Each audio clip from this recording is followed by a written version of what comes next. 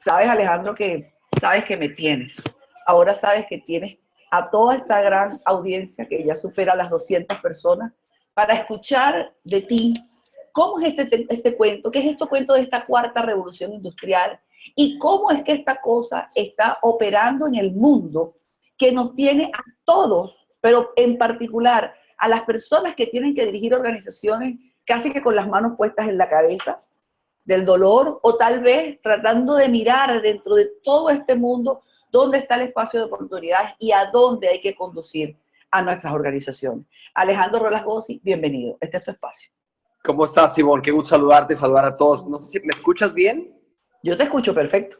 ¿Pero me puedes ver o creo que no se puede ver, verdad? No, sí. Creo que no te puedo ver, lo cual es un problema porque eres lindo. Ah, qué linda eres. Entonces, tranquilo, déjame que yo me ocupo por aquí de ver si alguien nos puede ayudar a que te podamos ver. Perfecto. Por lo pronto, ahora escuchemos. Si quieres... ok, ya, perfecto. Ya, aparentemente creo que ya. Ya te veo. Encantado de verlos. Hoy, muchas gracias, Simón. Gracias por tu presentación. Hoy, pues vamos a empezar.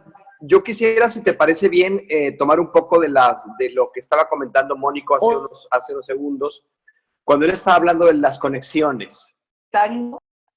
Ok, nos dice que la conexión está un poco inestable, pero bueno, vamos a ver cómo le hacemos. Adelante cuando quieras. No, se escucha perfecto, se escucha bien.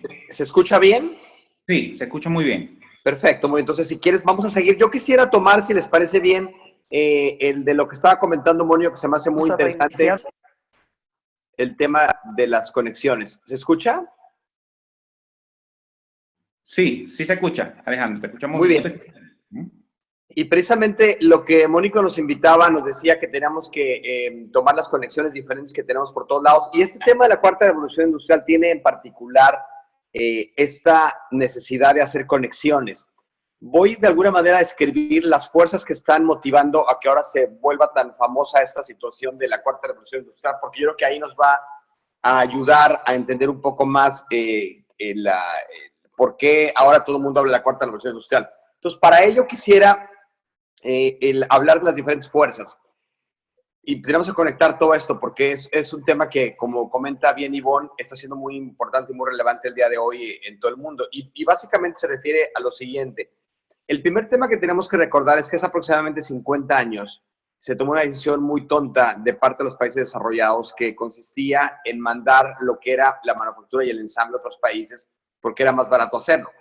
Ustedes saben que en la tecnología tenemos básicamente cuatro fases: la fase de la idea, la fase del prototipo, la fase de la ingeniería y la fase del ensamble. Lo que yo le llamo ahora a que el mundo geoeconómico se está dividiendo en dos: el mundo que piensa y el mundo que ensambla. O sea, geoeconómicamente podemos hoy dividir a los países desarrollados, que es los que piensan, y los países pobres, tristemente, en desarrollo, que son los países que ensamblan o que hacen. Entonces, parece que la parte de pensar se ha solamente asociado con los países desarrollados. Un dato que es muy triste es que de los premios Nobel de Ciencias que se han dado en los últimos 100 años, pues ninguno se ha recibido de una economía emergente, alguien que reside en economía emergente. Podemos tener premios Nobel de Ciencias en México o en Argentina, pero la verdad es que no residen en esos países, entonces no cuenta mucho y de alguna manera hay una correlación muy alta entre el pensar y entre los reconocimientos tan grandes con los premios Nobel de Ciencias, y evidentemente en nuestra región no existe eso. Por eso es que de alguna manera nos ha tocado la parte de hacer, no la parte de pensar. Y la parte de pensar es la parte obviamente más importante porque es la parte que recibe un ingreso per cápita más fuerte. La parte de la idea, de los prototipos, de la ingeniería es lo que realmente tiene un gran valor. Este discurso vacío de Donald Trump, y que es una completa mala noticia para todo el planeta que el tipo esté ahorita ahí, de que va a regresar los trabajos de Estados Unidos, es otra de las grandes fuerzas que están ahí. Tanto Hillary Clinton como Donald Trump habían hablado de que iban a regresar los trabajos de Estados Unidos, y eso, de alguna manera, que la fuerza que ha influido mucho sobre esto es que cuando hace 50 años se toma la decisión de mandar la parte del ensamble, la manufactura a los países pobres para tratar de tener una mano de obra barata, lo que se hizo fue olvidarse durante 50 años de lo que significaba la tecnología en la manufactura o el ensamble. Es decir, se aprovechaban la mano de obra más barata y se hacían operaciones que no estaban automatizadas porque era mucho más barato pagar a una persona que lo hiciera. Yo recuerdo en México que decíamos, bueno, en lugar de comprar una máquina muy sofisticada de nixtamal, mejor contrato 50 señoras que me hacen las tortillas a mano. Y era más barato eso, pagarles diario, que comprar una máquina. Exactamente fue lo que pasó. Entonces, durante 50 años, nosotros hemos hecho una manufactura que no ha avanzado nada. Es decir, en lugar de pensar, simplemente hemos estado en la parte de hacer y por ende, no se avanzó en esa parte. Y todo lo que tenía que ver con el ensamble era eso. Hay otra gran tendencia que oímos de industria, servicios, etcétera, que es una dicotomía que no tiene ningún sentido. Y dice, no es que la economía se ha convertido en servicios. No, no es eso. Lo que pasa es que la parte del ensamble se mandó a otros países y por eso parecía que los países se dedicaban a servicios. Entonces, esa dicotomía es falsa, no tiene ningún sentido. Al final de cuentas, lo que se ofrece es valor, pero durante muchos años perdimos ese valor porque la parte del ensamble se pasó a los países pobres. Ahora, se cae el muro de Berlín y agrava la situación, otra cosa que tenemos que conectar, como nos decía Mónico. El muro de Berlín se cae y trae consigo, de repente, una parte del planeta que no conocíamos. Esa parte del planeta era lo que se llamaba el segundo mundo, que es el comunismo. Durante 70 años en el siglo XX estuvo separado el comunismo del capitalismo. Hace 100 años, precisamente, la conversación de las Naciones Unidas era qué hacemos con esta diferencia de sistemas económicos y capitalista o comunista. Y al final de cuentas, el segundo mundo se asoció con Rusia y durante 70 años prácticamente no coexistimos, no existía ningún intercambio. Y el mundo estaba, el primer mundo que eran como unos 2 billones de personas, 2.000 millones, el otro 2.000 millones, etcétera. Pero cuando el muro de Berlín se cae, hay algo lo que yo le llamo la crisis de refugiados más grande de la historia, porque ahorita nos quejamos de decenas de miles de refugiados, que es súper triste lo que está pasando el día de hoy. Pero en 1989 tuvimos más, porque eran 2.000 millones. Y esos 2.000 millones, de alguna manera, lo que trataron de hacer fue pues tratar de venir a encontrar trabajo en el mundo desarrollado. Y eso hizo un flujo muy grande del mundo no desarrollado al mundo desarrollado. Y desafortunadamente China entró en el juego, que le llamo yo el tsunami de la pobreza, porque cuando China entra en el juego, obviamente baja los precios de la mano de obra todavía más, y la palabra competitividad se asocia con el ser más barato. Y eso es lo que hemos vivido en los últimos 30 años, que eso ha sido bastante triste. Entonces todos los países están de alguna manera presionados a bajar sus costos, a bajar sus precios, y la única manera de hacerlo es mandar el ensamble a otro lado. Sin embargo, ahora, precisamente con todas estas conexiones que acabo de comentar, pues los países desarrollados empiezan a perder empleos, empiezan a crecer menos porque pues China de alguna manera se robaba la propiedad intelectual de los países ricos y entonces se vendía una máquina que era danesa en su original, pero el chino lo daba 10 veces menos, y la alemana y la francesa y la noruega, y todo empieza a pasar ese fenómeno de robarse el tema de la manufactura, y desafortunadamente pues se termina esto y bueno, entonces ahora la gente pierde empleos porque los daneses y los franceses y los noruegos y los españoles, que esa máquina ya no la venden porque ahora China lo vende más barato, pues entonces empiezan a bajar sus ventas, obviamente porque son sustituidas por la venta de la máquina china, y entonces el mundo entra en recesión en el 2008. Entonces, cuando el mundo entra en recesión en el 2008, pues definitivamente la gente está muy preocupada por lo que está pasando y entonces quiere recuperar el empleo. ¿Se acuerdan? Pues el empleo está en otro país que no es el mío, el mundo desarrollado, y por lo tanto me lo voy a traer ahora.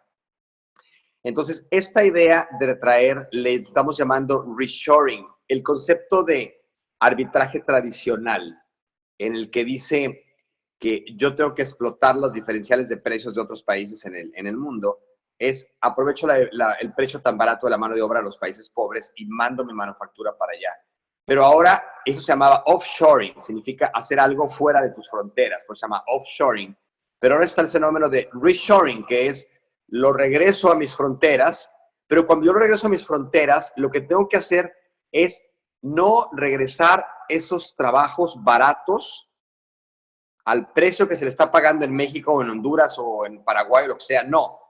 Es más bien eliminar esos trabajos y que el trabajo ese sea automatizado, que se le pague a una persona por pensar para automatizar esa parte del proceso y el trabajo se elimina, o sea, ya no se va a ensamblar porque es totalmente tonto pensar que el trabajo que se está pagando a 10 o 20 veces más barato en los países pobres que en Estados Unidos va a regresar a ese precio, porque ninguno tomaría ese trabajo aquí en Estados Unidos, ninguno lo haría.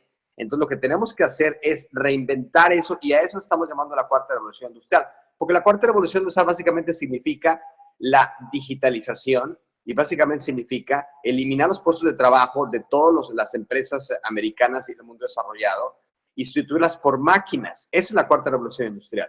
Entonces, obviamente, en el mediano plazo, vamos a poder lograr sustituir toda esa manufactura barata, ese ensamble barato, y ya no va a ensamblar nadie. Entonces, esos trabajos se van a perder, así de simple. Esos trabajos que se hacían con las manos, que se pagaba nada, ahora se van a automatizar.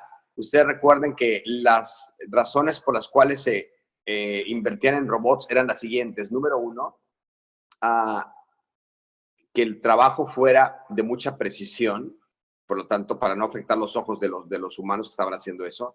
Dos, que el trabajo fuera muy peligroso, por lo tanto el robot se justificaba. Y tres, que fuera muy monótono. Esas tres cosas de hace 40 años, que era para poner un robot, la realidad es que no les importó, porque para hacerlo barato la persona tenía accidentes de trabajo, la vista se le acababa y era súper monótono. Entonces, este tema de la manufactura barata, hoy deberíamos nosotros estar imprimiendo todo. Es una cosa que a veces la gente no lo entiende bien, pero el famoso 3D printing es precisamente lo que eventualmente se va a hacer. Todo el mundo va a imprimir, ya no va a haber trabajadores operando en la manufactura. Es más, la palabra manufactura tiene que cambiar de nombre, porque precisamente la palabra manufactura viene de que lo haces a mano, del latín. Y la realidad es que eso se va a terminar. Entonces, la cuarta revolución industrial significa que todos esos trabajos baratos se van a terminar.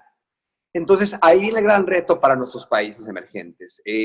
Tiene las cosas buenas y las cosas malas. Las cosas malas, por supuesto, es que así como le pasó a Costa Rica, que perdió el 40% de las exportaciones de un día para otro porque Intel decidió llevarse eso a Vietnam para hacerlo más barato allá, y Costa Rica ya no era tan atractivo para la mano de obra barata, y obviamente pues arruinó las exportaciones de Costa Rica y les metió un problema bastante grande. Eso lo vamos a ver en todos los países. Todos los países van a empezar a dejar de tener trabajos. Simplemente la noticia que vimos hace unos días de que Trump está regresando 1,000 trabajos de carrier a Estados Unidos.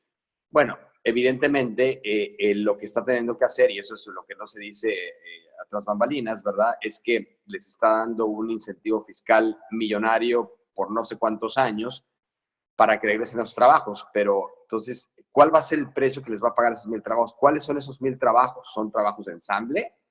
Porque lo que va a pasar es que los precios de esos productos que Cargill producía se van a encarecer más, porque el precio de la mano de obra en Estados Unidos obviamente es mucho más alto. Entonces, la realidad es que la cuarta revolución industrial para mí es una buena noticia. Yo sé que suena un poco extraño. Los que han leído mi artículo más reciente de la revista Harvard Review, hablo precisamente de la división del trabajo del thinking versus el doing, y yo creo que ahora nos da una oportunidad maravillosa, porque ahora ya no vamos a depender del doing, sino que tenemos que empezar a pensar. Regresé de Chile hace una semana y estamos iniciando un proyecto con el gobierno de Chile que tiene que ver con la manufactura avanzada. Es decir, los chilenos, como siempre, pues se ponen a la vanguardia otra vez en América Latina, y lo que quieren hacer es cómo hacer la digitalización, la cuarta revolución industrial. Obviamente los chinos tienen la ventaja enorme de que nunca tuvieron maquila en su país, porque pues de modo que le maquiles a los pingüinos. O sea, está tan lejos Chile que no tiene ninguna ventaja geográfica para que la gente instalara maquiladoras en ese país. Por lo tanto, los chinos tuvieron que salir adelante, no por la manufactura barata, sino con más inteligencia. Y eso obviamente está asociado directamente con el ingreso per cápita más alto que tiene Chile con respecto a la región. Los países que desafortunadamente, como México, han tratado de confiar en esa manufactura barata, pues lo que han hecho es sufrir las consecuencias, y no ha sido nada agradable, ¿no? Entonces regresando, las conexiones son las siguientes. Una, el fenómeno importante de que el muro de Berlín se cae es lo que agrava la situación de que la China participa en la economía muy fuertemente, básicamente copiándose la propiedad intelectual de los países ricos. Obviamente eso bajó los precios de venta de prácticamente todos los productos del mundo, y eso era a costa de pagarle poco al proveedor y pagarle poco al empleado. O sea, no hay manera de bajar los costos, no hay otra manera que pagarle poco al proveedor y pagarle poco al empleado. O sea, proveedores y empleados se ven afectados. Entonces, eso ha hecho una escalada hacia abajo, le llamo yo race to the bottom, donde todo ha hecho más barato y la gente piensa que ser competitivo es ser más barato. Todavía el día de hoy, los famosos auctions, para ganar un proyecto, tiene que ver, siempre escojo al más barato. Al final de cuentas, el más barato pues lo hace muy mal y al final de cuentas se retrasa todo y todo se va entorpeciendo. Eso es lo que yo le llamo el virus de low cost, que el low cost desafortunadamente está. Entonces, una fuerza es esa impulso muy débil. Dos, el concepto económico de ventaja comparativa, que básicamente el arbitraje, y que yo voy a buscar lugares del mundo donde sea más barato de producir, por lo tanto, me olvido de lo que de hacerlo en mi casa, y yo me dedico supuestamente a servicios, que eso es una tontería. Los países más avanzados del mundo el día de hoy no solo se ponen a servicios, no funciona así. Alemania tiene el porcentaje más grande de PIB de industrial, porque los alemanes nunca se fueron con el alud de ir a otro lugar a ser más barato. Los alemanes nunca hicieron eso. Los alemanes que producen en otros países lo hacen en un fenómeno que se llama onshoring, que es decir, lo produzco porque lo vendo ahí, no lo produzco para vender en otro lado. Entonces, ellos no hacen offshore, ellos hacen onshoring, es decir, venden porque van a vender ahí, porque la Mercedes vende China, pues está en China porque vende el mercado chino. Lo produce con todos los estándares de Alemania, pero lo ensambla muy barato en China. Entonces, esos gran fenómenos que estamos viendo ahora, va a haber un fenómeno también muy controversial de hoy que se llama nearshoring, que es, bueno, lo sigo haciendo, no en mis fronteras, pero más cerca, que por eso es el Mexican Momentum. El Mexican Momentum es precisamente porque mucho de la maquila china, que los chinos obviamente no son tan tontos, ya no quieren maquilar, ahora quieren pensar, y por lo tanto están ellos mandando su manufactura también a México, que se me hace patético porque es una mala noticia para el país. La maquila es lo peor que le ha pasado a México sin ninguna duda. Nos ha dado una solución muy fácil y muy barata y desafortunadamente ha hecho que en México básicamente no se piense, sino que más bien se ensamble. Entonces yo creo que hay una oportunidad muy grande con esta revolución industrial, porque por un lado, sí es cierto, nos van a quitar los empleos que tenemos el día de hoy por la manufactura barata, pero por otro lado, vamos a tener la alternativa de ahora sí inventar cosas diferentes. Y eso yo creo que es, por ejemplo, los ejemplos que ponía yo en mi artículo más reciente, que se publicó hace 2 semanas, hablaba yo de los chilenos, por ejemplo, chilenos. Yo tengo 12 años diciendo a los chilenos que no vendan el cobre barato, que no lo vendan como commodity.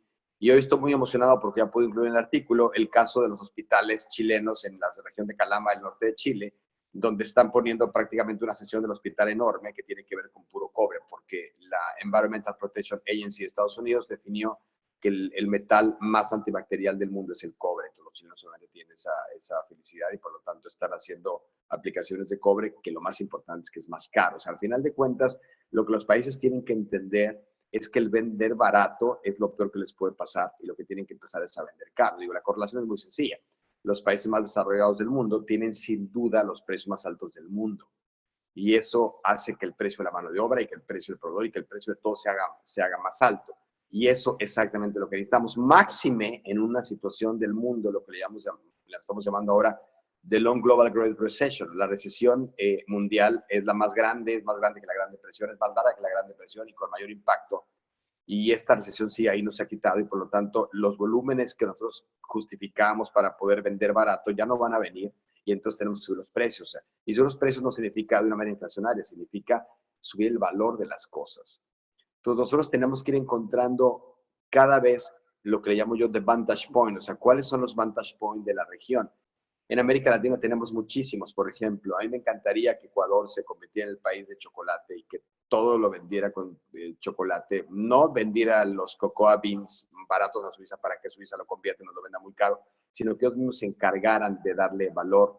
Los colombianos con las flores o con el café, una taza de café se puede comprar en Estados Unidos $5 o $6 en un Starbucks o en un Juan Valdez. Y desafortunadamente cuando se vende solamente la libra de café, pues se vende a $2 la libra. Y imagínense, una taza de café es 3 veces lo que se vende la libra entera de los granos de café. Y solamente el 0.2% de la producción colombiana de café se vende en Juan Valdez. Juan Valdez tiene aproximadamente 300 tiendas.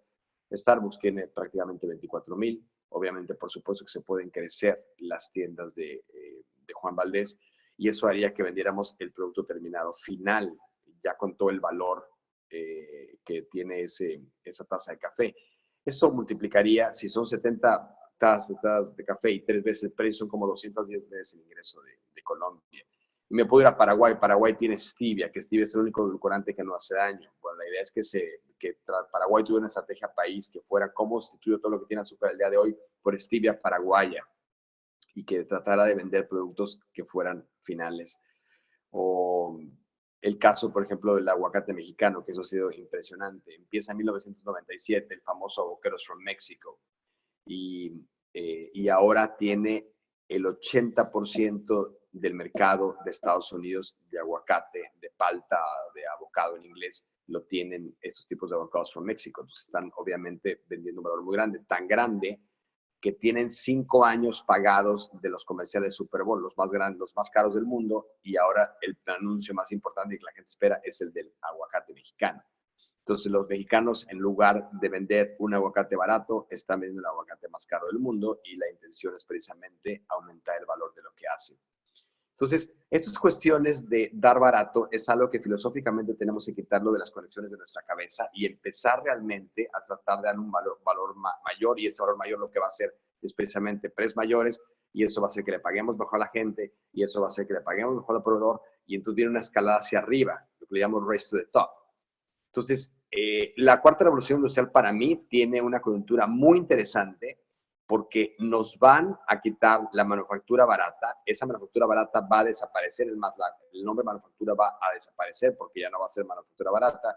Le estamos llamando the second economy, que es la economía que sucede en las máquinas, que no la vemos, sucede a la velocidad de la luz. Entonces, la idea es que todo lo que hoy ensamblamos se imprima.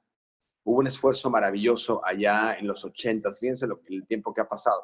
En los 80s hubo una persona que para mí es un héroe, ya murió hace poco, Nicolás Hayek. Nicolás Hayek, cuando de alguna manera la manufactura de los relojes se fue básicamente a Japón por el cuarzo, y los japoneses llegaron en los 80s a tratar de comprar toda la relojería suiza. Casi lo logran, pero afortunadamente una persona que es un héroe, Nicolás Hayek, dijo: yo no quiero venderle a los japoneses. Si el tema es pagar la mano de obra menor en Suiza, no lo vamos a hacer. Hemos trabajado años para tener una mano de obra bien pagada en Suiza. Suiza es uno de los países más avanzados del mundo. Siempre salen en los rankings de lo mejor del planeta, en los top 5 siempre. Dijo: no vamos a pagar más barato la mano de obra, no lo vamos a hacer eso. Entonces, lo que tenemos que hacer, si el tema es que sea el costo de la mano de obra menos del 10% del costo total, lo que tenemos que hacer es básicamente no ensamblar. Y la idea, obviamente ustedes recordarán, los que tenemos más edad recordamos el caso de Swatch. La idea que él tenía se llama Swatch, que todavía existe y que fue un exitazo cuando se lanzó. Swatch fue el primer producto que se imprimió en 3D. Ahora, no exactamente 3D printing, le llamamos en ese momento estampar, es decir, stamping se llama en manufactura. O sea, el Swatch se hacía de un solo golpe, sin seres humanos. Eso fue, de alguna manera, el anticipo de la cuarta revolución industrial en los 80s de una compañía suiza que no quiso irse a manufacturar barata a un lugar del mundo emergente, del mundo pobre. No quiso eso, y por lo tanto lo dejó en Suiza, y hoy la marca Swiss Made sigue siendo la más importante del planeta. Entonces, eso es lo que los Estados Unidos deben haber hecho. No lo hicieron, y entonces cogieron simplemente convertirse en esa mala dicotomía de servicios, que no es eso. Al final de cuentas seguían vendiendo productos, pero los productos se ensamblaban en México, y eso sí es una tristeza. Entonces, ya para entrar a las preguntas, porque me pidió Ivonne que dejara los últimos minutos para preguntas, pero resumiendo, la cuarta revolución industrial tiene que ver con la digitalización, y la digitalización tiene que ver con eliminar los trabajos que hoy se hacen a mano en las fábricas de todo el planeta, es eliminar eso y que lo hagan los robots, y eventualmente que se imprima, inclusive que lo imprimas directamente desde tu casa, que es prácticamente la idea.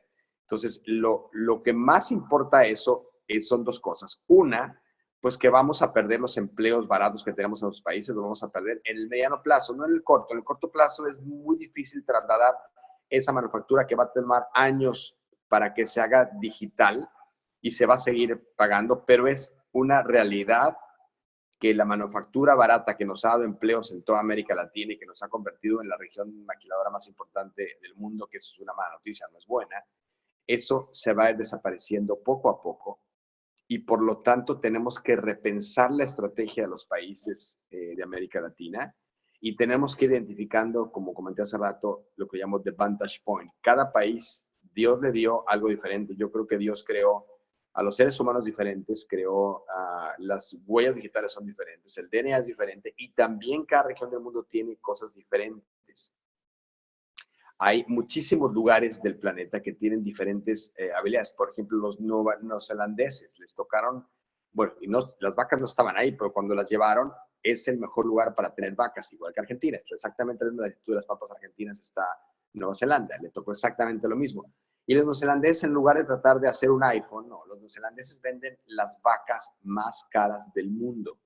Le han dado mucho valor, tanto valor, han traído la biotecnología de la Universidad del Sistema de la Universidad de California, tiene una correlación, una conexión enorme con la Universidad de California y han dadole doble clic muchas veces a la leche y la proteína caseín de la leche ahora encontraron aplicaciones que pueden ver para el cáncer, imagínense. Entonces, si a ellos tocaron vacas, porque dice donde sea el mejor lugar del mundo, bueno, ¿cómo hago para vender las vacas más caras del mundo? La idea es que cada quien identifique, como los mexicanos identificaron que Avocado Land, que es la parte de Michoacán volcánica, ahí sean los aguacates más cremosos del planeta.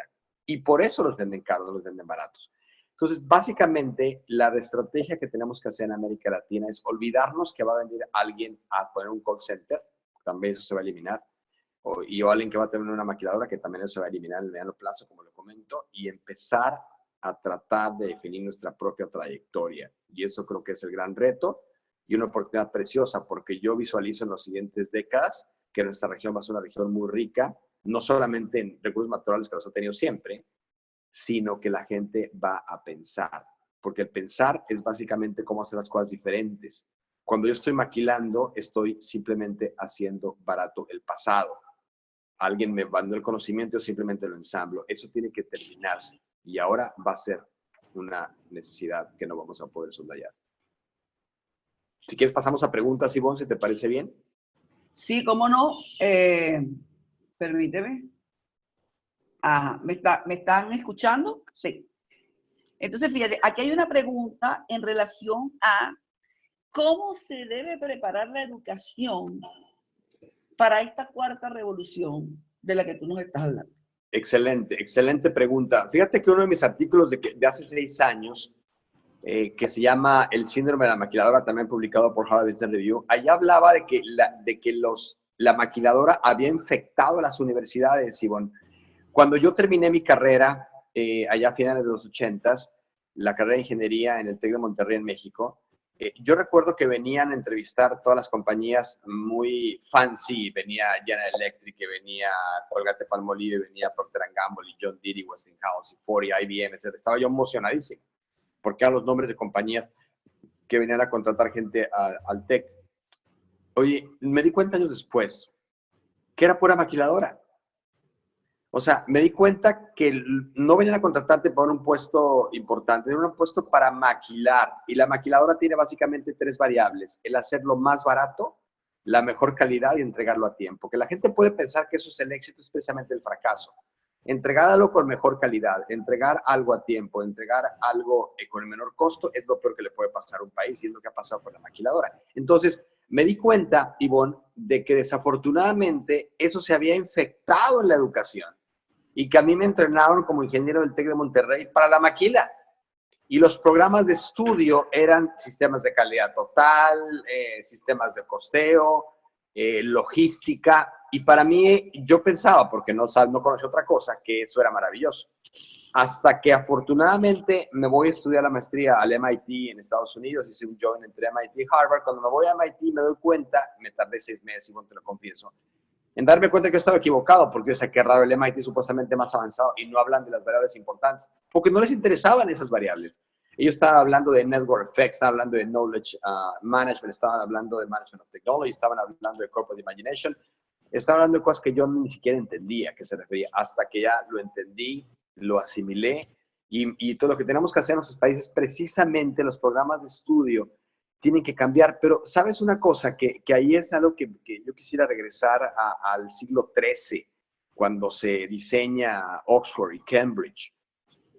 las escuelas más importantes, las universidades más importantes del mundo, están ahí como más importantes del mundo porque han generado, Ivonne, escuelas de pensamiento.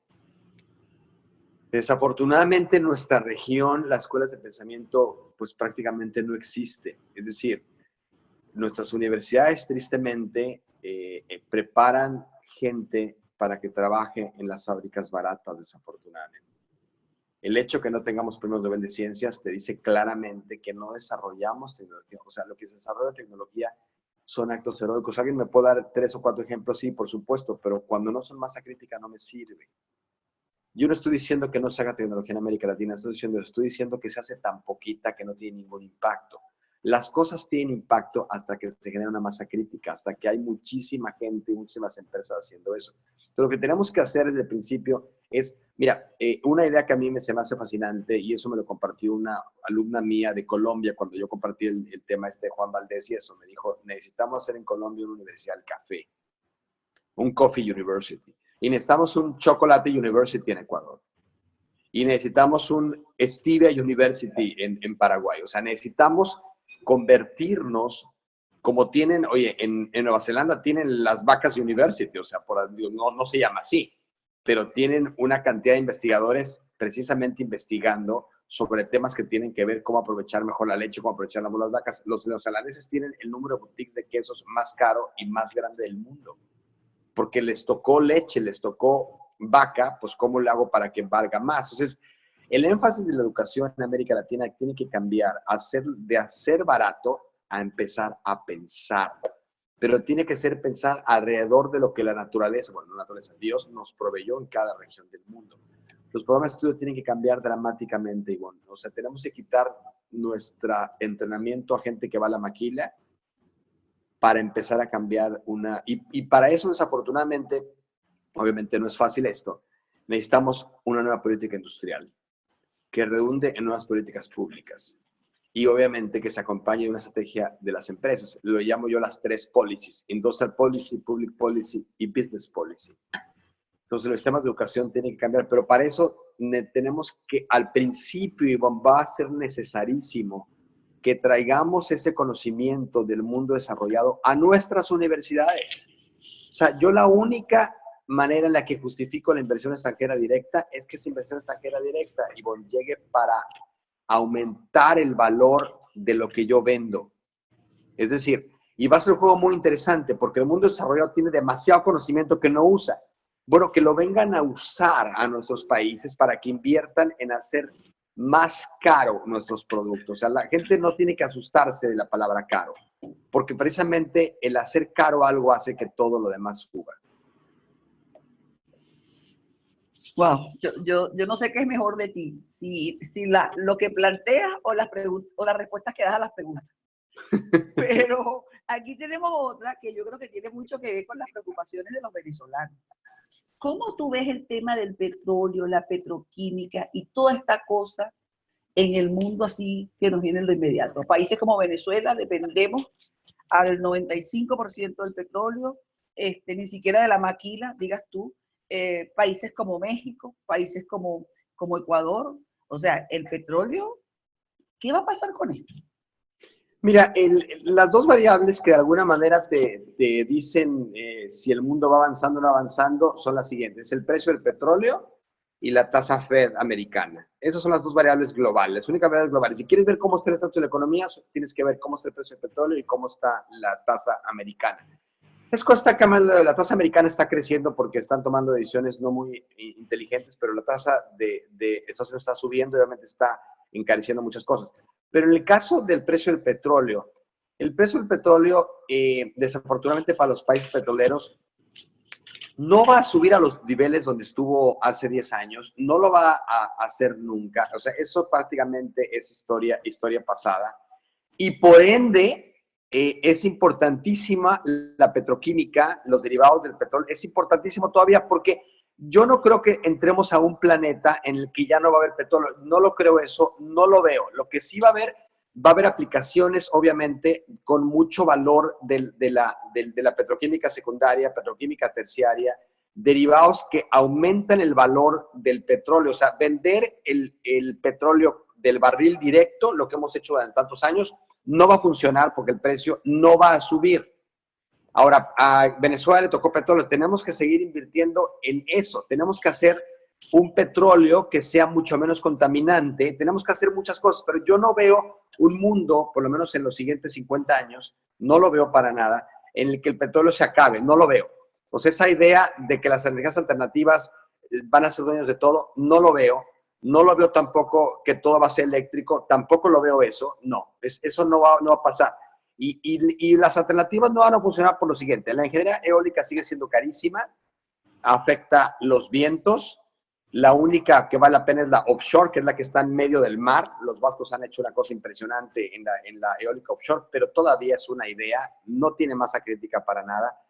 La energía solar va a haber un cambio muy importante porque tenemos ahora un genio que es el nuevo Steve Jobs, que se llama Elon Musk, que todo el mundo lo sabe, es el tipo que inventó Tesla, y el tipo que quiere morir en Marte, imagínate. Ese tipo es una maravilla de ser humano, ojalá tuviéramos más de él.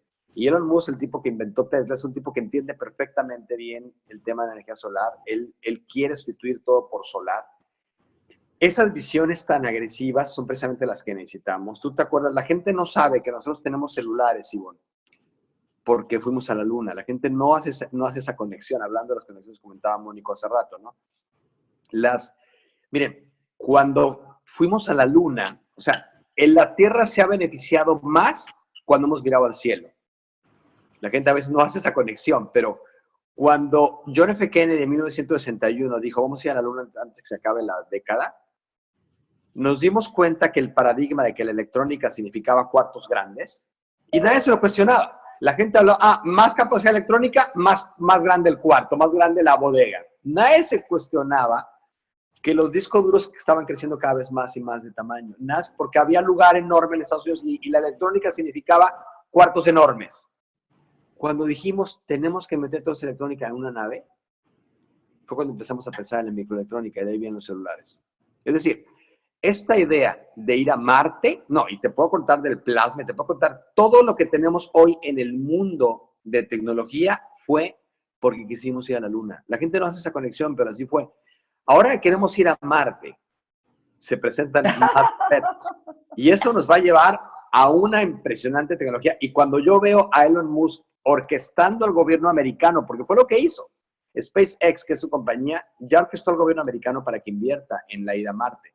Y la ida a Marte, ahora, hay unas características, consecuencias muy graves, que no quiero entrar al tema ético, pero como la gravedad es tan diferente, tienes que afectar los huesos del ser humano para poder estar ahí. Y tienes que afectar muchas cosas, la piel también tiene que afectarse. Se puede, claro que se puede, se llama eugenics, claro que se puede hacer eso. Es una cuestión ética en la que yo no quiero entrar, ni me interesa entrar porque no creo que sea el tema, pero lo que sí es importante es que en esa ida a Marte vamos a entrar a ese mundo que yo le llamo lo que no sabemos que no sabemos. Cosas que ahorita ni siquiera nos imaginamos, porque vamos a entrar a lo que es la ciencia básica pura. Entonces este tema del petróleo, regresamos otra vez a la cuestión de Venezuela. Venezuela ha sido maravilloso. PDVSA era de lo mejor del mundo en tecnología. O sea, antes del 98, cuando entró Hugo Chávez, PDVSA era de los mejores compañías de petróleo del planeta. O sea, hacía cosas súper inteligentes. La gente sabemos eso. Se deshizo todo eso, desafortunadamente. Pero hay mucha gente muy brillante en Venezuela el día de hoy todavía que puede trabajar en aplicaciones de petróleo que no van a ser sustituidas. Por ejemplo, cuando la gente dijo, está el plástico, se acabó el vidrio sigue ahí. Y el vidrio se hizo en aplicaciones muy caras. Es decir, el vidrio no es barato y no todo es plástico. Lo mismo va a pasar con el petróleo. No todo va a ser energía alternativa. No lo creo, no lo veo, no ha pasado nunca en la historia. No es que la gente, cosas se sustituyan. No sucede eso. Se vuelve vintage si lo quieres ver así. Pero yo sigo pensando en que los venezolanos pueden todavía trabajar en la aplicación de petróleo, pero que tenga muchísimo valor. Eso es lo importante, encontrar algo que ahorita ni siquiera sabemos qué es. Necesitamos más investigación básica. El petróleo va a seguir siendo protagonista, pero lo tiene que hacer no por volumen, sino por inteligencia. Y ese es para mí el gran reto que tiene ahorita Venezuela. Pero tiene mucha gente brillantísima, los venezolanos ingenieros petroleros, hay muchísimos. Digo, estuvimos décadas teniendo esto. Entonces, claro que se pueden hacer cosas y claro que va a haber aplicaciones que sean más limpias, por supuesto. Wow. Mira, lo que lamento es que son las 10:34. Yo sé. Y sé que tú hiciste un esfuerzo muy grande en tu agenda para estar aquí. Yo, lo sabes, yo te tendría toda la mañana y todo el día. La cantidad de preguntas que hay aquí es para que hagas un nuevo artículo y te vuelvas a ganar el premio de el mejor artículo de Harvard Business Review otra vez. Porque Gracias, son vale. cualquier cantidad de preguntas. Me comprometo a recogerlas y a enviártelas. Me parece muy bien, por supuesto. Porque además, como tú y yo sabemos, el tema de que la gente nos pregunte es ponernos no es lo mismo que yo me ponga a decir un discurso. El tema cuando la gente me pregunta es que yo empiezo a producir. Claro, Empiezas a producir con todo el conocimiento que tienes ahí. Entonces, la cosa que te dije cuando te invité a esto es, la convención no es un fin de nada, pero sí es un inicio de todo. Yo creo que nada más con lo que tú nos has dicho aquí, sobre todo a los coaches, que somos los que estamos en las organizaciones, trabajando con los ejecutivos, que son estas personas a su vez que van a tener que hacer muchas cosas para que nuestra realidad cambie, para que nosotros podamos ser sociedades prósperas, sociedades avanzadas, donde la pobreza desaparezca. Tú lo dijiste, es un tema de inteligencia, es un tema de que hay que ponerse a investigar, es un tema de que hay que ponerse a ver qué es lo que tenemos, para ver qué trabajo hay que hacer ahí, para de eso hacer algo diferente, que afuera sea percibido como valioso y rompamos esta cadena del bajo costo, que como tú lo dijiste en México, es bajo costo, es baja vida, es bajo recursos. O sea, no sabemos qué fue lo que compramos cuando compramos el bajo costo. Exacto, exactamente. ¿Okay? Oye, entonces, bueno, hay preguntas que están pidiendo el artículo y eso, tú lo tienes otra vez, se lo puedes subir en tu plataforma, el artículo. Mi amor, lo único es que yo tengo varios artículos tuyos. Vale. Entonces, déjame buscar los varios que tengo para subirlos a la plataforma y eso va a ser parte del tema de que una cosa es venir y encontrarse 2 días y otra cosa es venir a comprometerse con crear un espacio consistente, duradero, de ir aprendiendo juntos. Claro. O sea, oye, sí, el último de Harvard hace 2 semanas está en la red, es muy fácil de hacerlo. Yo te lo envié a ti para que se los mandes a la gente que está interesada. Las entrevistas también pueden ser interesantes, las de CNN que tú comentaste, que han sido, como tú dices, 3 en el último mes, entonces, y vienen ahora otras, pero sí, por supuesto, feliz. Como siempre, feliz de estar contigo, ya sabes que te quiero mucho y toda tu comunidad es una comunidad hermosa. Me he encontrado gente en varias partes de América Latina que de repente me estuvieron ahí contigo en la reunión y todo el mundo tiene mucho cariño, así que esta comunidad de coaches que de alguna manera se ha creado es maravillosa y les tengo mucho cariño, mucho respeto. Veo que tiene miles y miles de visitas la conferencia que hicimos hace unos años en México y me alegra muchísimo que la gente cada vez más esté tratando de ser mejor y creo que este movimiento de coaches es un movimiento que no lo va a parar nadie. Hay gente muy brillante, muy inteligente, pero sobre todo, como tú dijiste, con una calidad humana impresionante, con una decencia, con una... a mí me fascina, escucho a Mónico, escucho a todos los que siempre invitas y siempre son gente muy decente, muy respetuosos, muy inteligentes, que admiran al otro y no veo nada de envidias, no veo nada, me encanta, es una comunidad muy linda y creo que lo han hecho muy bien y estoy seguro que yo siempre voy a estar aquí con ustedes. Bueno, yo por lo menos la que yo conozco tiene 23 años de mejora continua. Me alegra muchísimo. Ok, entonces bueno, sabes que vas a seguir siendo invitado, sabes que los temas que estás aquí son temas que simplemente estás abriendo. Yo honestamente creo que los coaches tienen que meterse de cabeza porque nuestra tendencia ha sido como a formarnos en coaching y a seguir estudiando sobre coaching y coaching y coaching y coaching. Y yo honestamente creo que hay que sacar la cabeza de ahí y hay que meterla en otros espacios como este que tú nos acabas de abrir. O sea, ¿qué está pasando en el mundo? ¿Por dónde es que viene? ¿Hacia qué cosa nos tendríamos nosotros que dirigir? Y también hacia dónde tendríamos nosotros que direccionar, orientar a nuestros clientes en un mundo como este, que tú lo defines ahorita de una manera. Por aquí alguien me hablaba qué se puede hacer para que esto no se convierta como en un planteamiento trágico.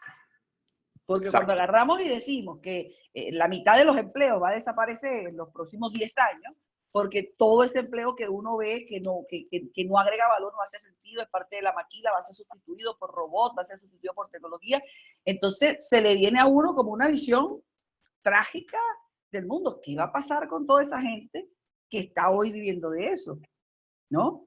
Entonces, Claro, yo creo que es importante porque lo decía Mónico en la sesión anterior. O sea, ¿qué elementos vemos en los ejecutivos? Vemos desánimo, vemos desesperanza, y eso que no están conscientes de estas cosas. Ahora, ¿qué es lo que habría que hacer? ¿Cómo nosotros creamos seres humanos que viendo esto se animen? Que viendo esto se sientan desafiados y que viendo esto digan, bueno, aquí hay un montón de oportunidades, porque no es que está decretado que vamos a morir. Tú has dicho una cosa muy importante para este país y para muchos países de América Latina. O sea, sí, están pasando muchas cosas con el petróleo, pero yo no veo un petróleo que desaparezca en los próximos 50 años. No. Ahora, lo que sí es que si siguen vendiendo un barril de petróleo como lo venden, no van a tener vida ni ahora ni más nunca. O sea, ese barril no sale de aquí hasta que nosotros no hagamos algo con él. Y que esa cosa que hagamos sea una cosa que allá afuera se concibe. Y fíjate, muchos tendrán café. Nosotros tenemos 300 años de petróleo. Exacto. De reservas probadas. Entonces, si no nos ponemos a trabajar ahora en eso, y entonces cómo eso termina siendo algo que la gente pueda ver, que ese que está hoy sellando papeles en una oficina, mañana esté vendiendo algo en el mundo, creando un espacio que es un espacio totalmente distinto al que ha vivido hasta ahora. Entonces, yo de verdad, no sabes que no sé, no tengo cómo agradecer tu presencia, cómo agradecer tu generosidad, cómo agradecer esta manera que tú tienes de entregarlo todo en cada momento. Y bueno, lo único que yo sé es que quiero seguirte teniendo en mi vida, Alejandro. Igualmente, Ivonne. Que Dios te bendiga mucho y estamos en contacto. Saludos a todos por allá. Gracias. Gracias a todos. Bueno, por aquí estoy segura que el chat está reventando. Bueno, aquí está la gente, está de acuerdo contigo. Gracias infinitas, gracias totales, porque sabes que tenemos gente de Argentina, la democratización del conocimiento, el contexto excelente.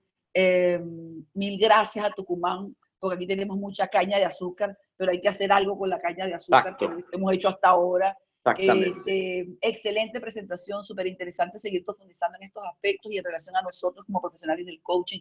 Gracias, Alejandro. Gracias, Alejandro. Gracias, Alejandro. No, o sea, es más, aquí vamos a ver cómo